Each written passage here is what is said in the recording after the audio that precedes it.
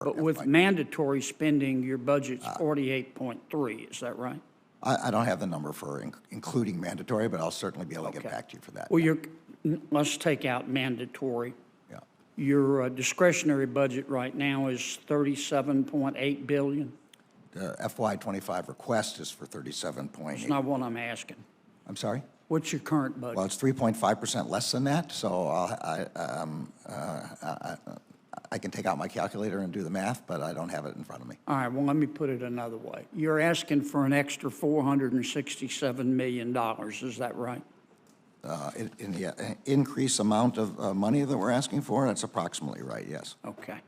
We have Merick Garland in Congress right now asking for $50 billion freaking dollars, man. And just think about that for a second. I honestly, I didn't know that the DOJ budget was so insane, but it makes sense. It's gigantic, it's bloated, it's bureaucratic.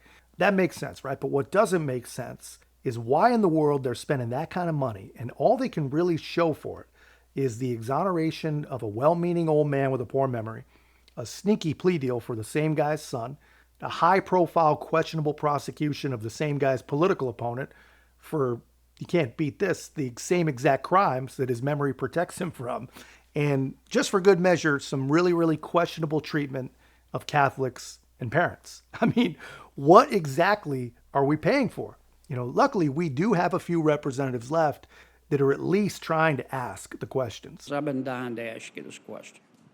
How long have you been dying to ask me this question? Long time. Long time. Mr. Hunter Biden did not pay taxes on $1 million in 2014 and 2015. And he deducted payments from his income tax for personal expenses when he did file.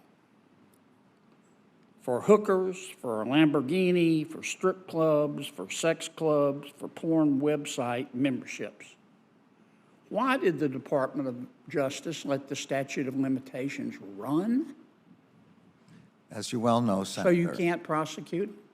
As you well know, Senator, that investigation is being conducted by Mr. Weiss, who was appointed by President Trump to be the U.S. Attorney in Delaware. Much of the investigation they're talking about occurred during the previous administration under Mr. Weiss. Mr. Weiss has continued his investigations. He's now a special counsel. He will issue a report which will explain those. So are you saying it's Trump's fault? Which will explain. No, I don't know whether there's fault or not. Mr. Weiss will explain this in his report. But we can't. Mr. Hunter Biden walks free on not paying taxes on $1 million from 2014 and 15 because the Department of Justice let it happen, right? Again, I'm not going to comment on decisions made in a pending investigation. In the end, Mr. Weiss will issue a report. I will provide the report to Congress. You will be able to question Mr. Weiss as to his reasoning, and he will be able to defend his reasoning. Would you come with Mr. Weiss when he does that? I'm not going to know the intricacies of Mr. Weiss' investigation. There would be no point. It's Mr. Weiss who's responsible for this investigation. But you were head of the Department of Justice. Yes, and I've appointed him as special counsel so that he can independently investigate this matter. Okay. Thank you very much. I don't know, man. I disagree. I think there is a point. And to me, the point is he's in charge. I mean, he's the one that appointed Weiss to be special counsel just days after the guy got caught trying to sneak a backdoor blanket immunity deal past a federal judge. I mean, that's just one of many, many points. But just listen to what this guy says with a straight face. He says, look, Trump appointed the guy. The investigation started under Trump. And now 4 years later, don't worry. The guy won't get totally free. He's going to have to read the same report you guys do. I mean, these people are not serious, man. They cannot be serious, but whatever. It's all Trump's fault. You know, we'll be sure to take that up with him when he gets to become president again. But how about here and now? What are they doing about the things that they are actually fully responsible for? Talked to in a little bit in your testimony, General, about guns, and you've been very outspoken about the need for more gun control. With respect, and if you don't mind me asking, do you own a gun? I don't. Okay. Have you ever fired a gun? Many times. Okay. Do you have 24-hour security? I do. Okay.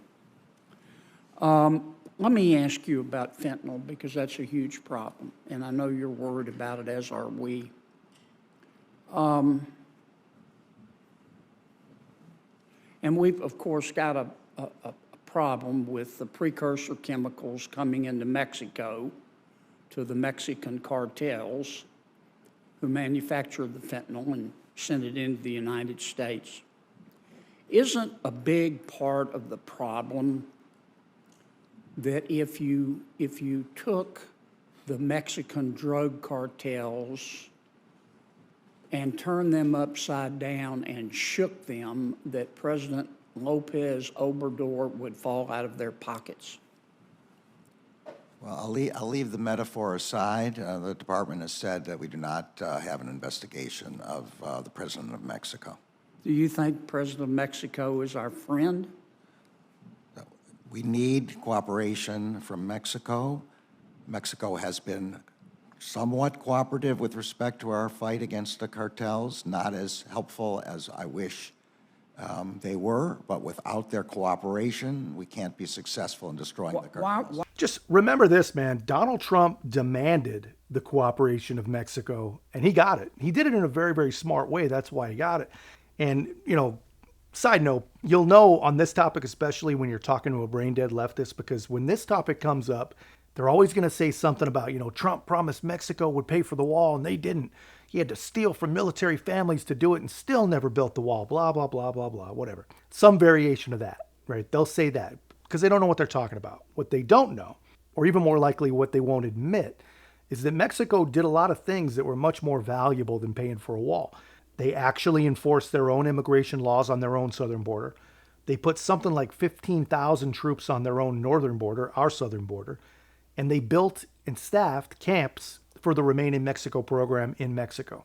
And they did all this not because they wanted to help, they did it for money. Trump threatened tariffs on goods coming from Mexico, which they knew he was serious about based on his dealings with China. But that wasn't the one that really got them. What he did, he threatened to stop the remittance of American dollars from illegal migrants and legal citizens sending money to Mexico. And according to the Federal Reserve in Dallas, we're sending $55 billion in cash a year to Mexico. That's another negative from the rampant illegal immigration we're experiencing. That's $55 billion out of American circulation and into the Mexican economy, right? And here we are with a weaselly and wimpy attorney general just dancing around the fact that, you know, Mexico's just not helping. And their president is probably corrupt. He doesn't even want to talk about that. And really, when you look at this, just this one topic and this one guy especially, this is the true picture of American weakness. Why wouldn't the president go to President Lopez Obrador and say, no offense, but the fentanyl problem is killing Americans. The illegal immigration problem is hurting Americans.